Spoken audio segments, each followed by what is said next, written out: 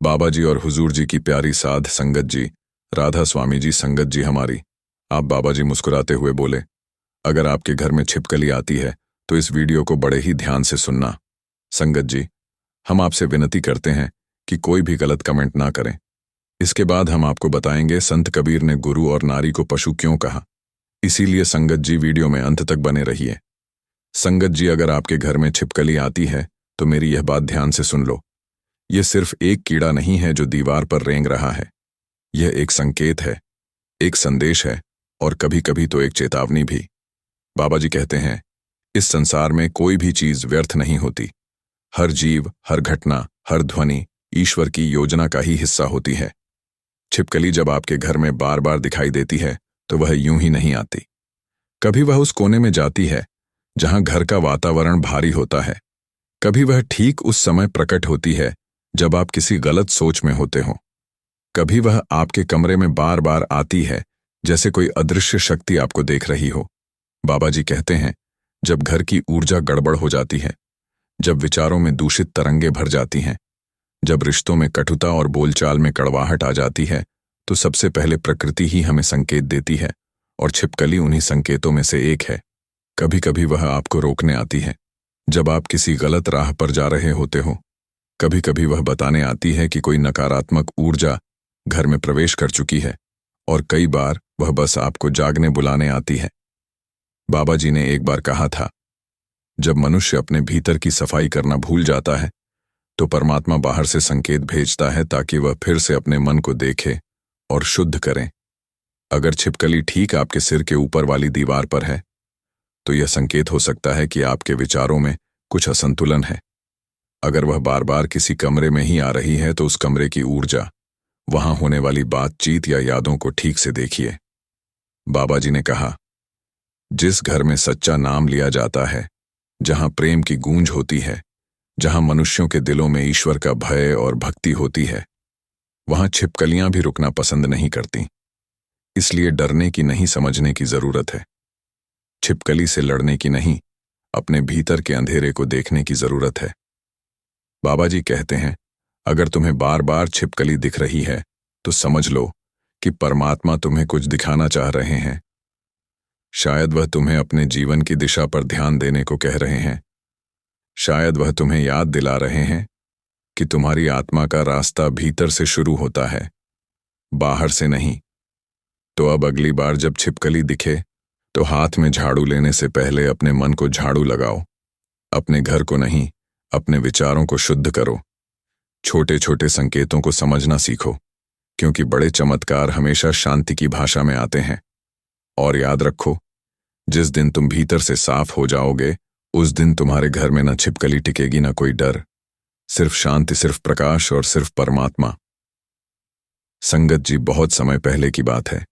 एक भक्त बाबा जी के आश्रम में आया। वह बहुत ही परेशान और घबराया हुआ था।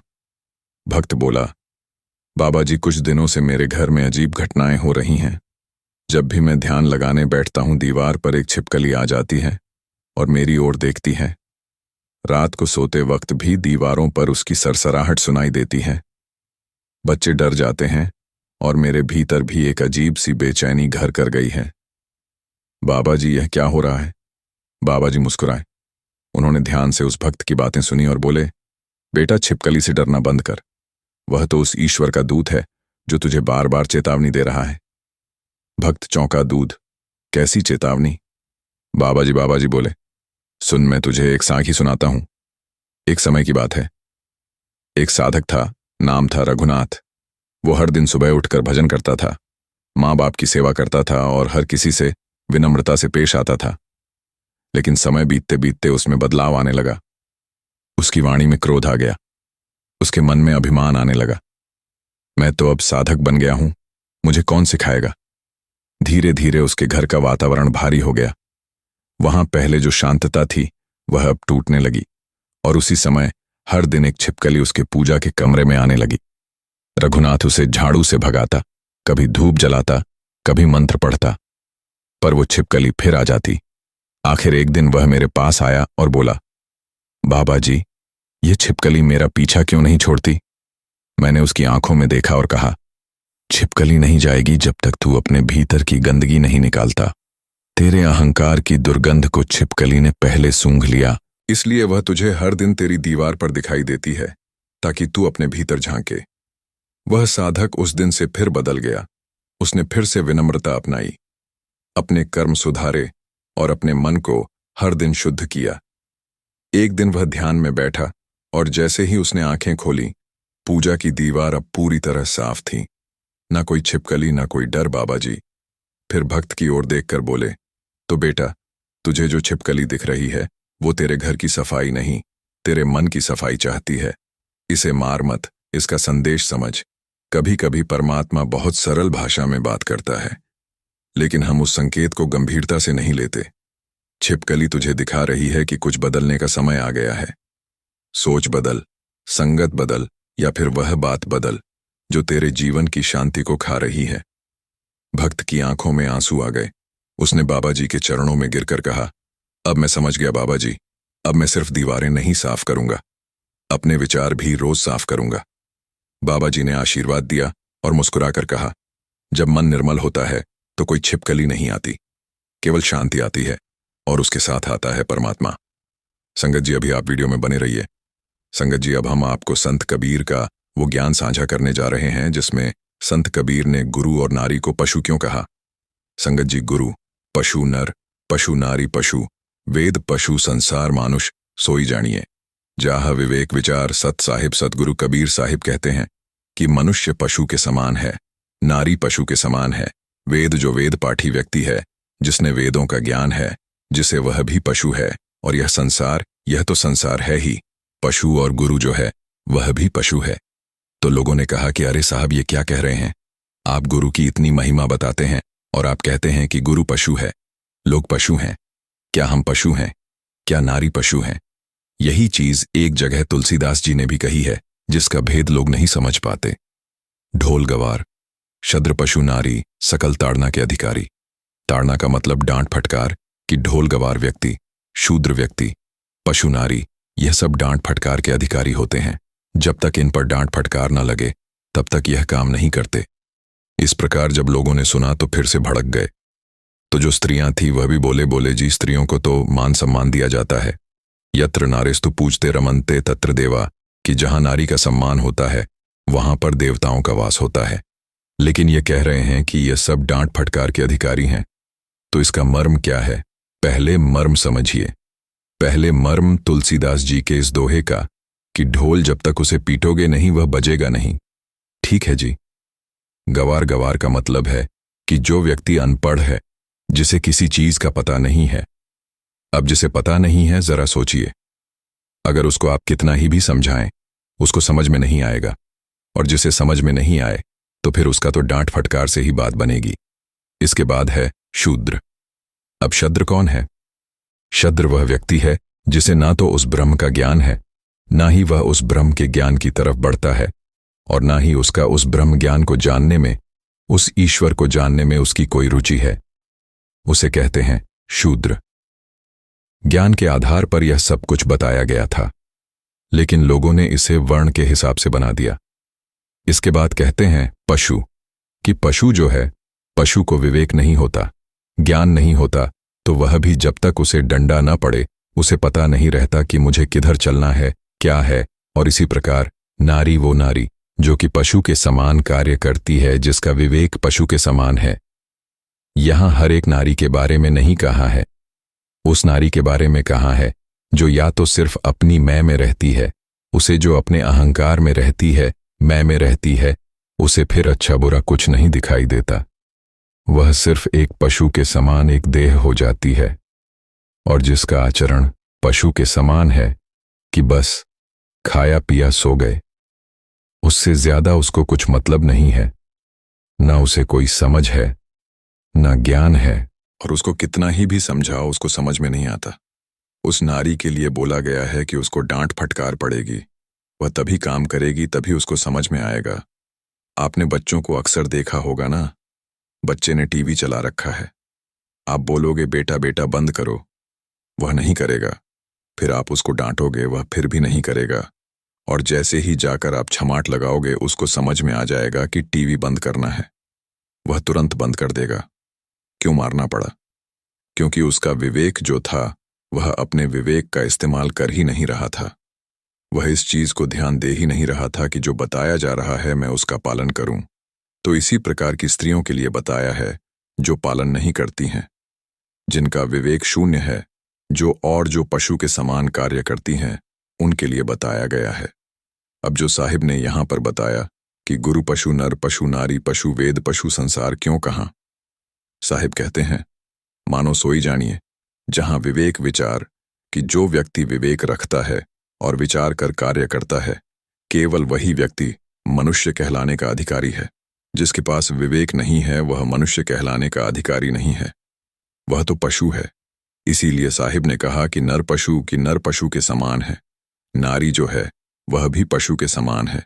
जितने वेद पाठी, ब्राह्मण, पंडित कोई भी हो, सब पशु के समान है। और स्वयं चाहे कोई गुरु ही क्यों ना हो, वह गुरु भी पशु के समान है। यदि उसके अंदर विवेक नहीं है, यदि वह अपने विवेक से कार्य नहीं करता है, तो वह पशु के समान है। तो यह विवेक ऐसा क्या हो गया कि जिसके बिना गुरु भी पशु के समान हो जाता है। तो साहिब कहते हैं कि ऐसे गुरु तो बहुत हैं, भरमार है इस संसार में ऐसे गुरुओं की जिनके पास विवेक है ही नहीं, वह पशु के ही समान है। वह खुद भी डूबते हैं और शिष्य को भी डुबो देते हैं। और ऐसे ही लोग इस संसार में भरे हुए हैं जिनके पास विवेक है ही नहीं। साजो कबीर साहिब हैं, वह कहते हैं अपनी वाणी में फूटी आंख, विवेक की लखे न संत असंत जाके, संग 10-20 है ताका नाम महंत, कि जिन लोगों को विवेक के इस्तेमाल के बारे में नहीं पता उनकी आंखें फूट जाती हैं। अर्थात कौन सी आंख फूट गई? उनकी आंखें फूट गई ज्ञान की, अर्थात उनके पास ज्ञान है ही नहीं। वह ज्ञान से अंधे हो गए क्योंकि वे अपने विवेक का इस्तेमाल नहीं कर सकते। वह यही नहीं निर्णय कर करते कि संत कौन है और असंत कौन है, सच्चा कौन है और झूठा कौन है। लोग तो बस यह देखते हैं, हाँ जी इसके पीछे 10-20 लोग लगे हैं। बोले अरे यही महंत तो हो गए, बोले बड़े ज्ञानी होंगे। यही तो है, लोग भीड़ को ही तो देख कर जाते हैं। आपने देखा है ना, लोग भीड़ इकट्ठा करते हैं। कोई किसी माध्यम से प्रचार करता है अपना लोग, कोई भंडारों के माध्यम से प्रचार कर रहा है, कोई अपने बड़े बड़े पोस्टर लगवा रहा है, कोई किसी माध्यम से। यह प्रचार किस लिए? भीड़ जुटाने के लिए। और जिसको भीड़ चाहिए वह संत नहीं होता, वह साधु नहीं होता, वह असंत है। कबीर साहिब ने भीड़ नहीं जुटाई थी, उन्होंने तो बल्कि भीड़ को भगा दिया था। उन्होंने सभी लोगों की परीक्षा ली और हाथी पर बैठ गए थे। गंगा जल बोतल ले, एक वेश्या के साथ, और लोगों ने देखा कि अरे कबीर तो पथभ्रष्ट हो गए, हमने अपना सारा जीवन इनके पीछे व्यर्थ कर दिया, और लोग अपने आप ही छोड़कर चले गए। कबीर साहिब को कुछ कहने की जरूरत ही नहीं पड़ी, स्वयं ही छोड़कर चले गए और सारी भीड़ अपने आप छट गई। केवल वह लोग रह गए जिनके हृदय में विश्वास था और जो पारखी था, जो विवेकी थे।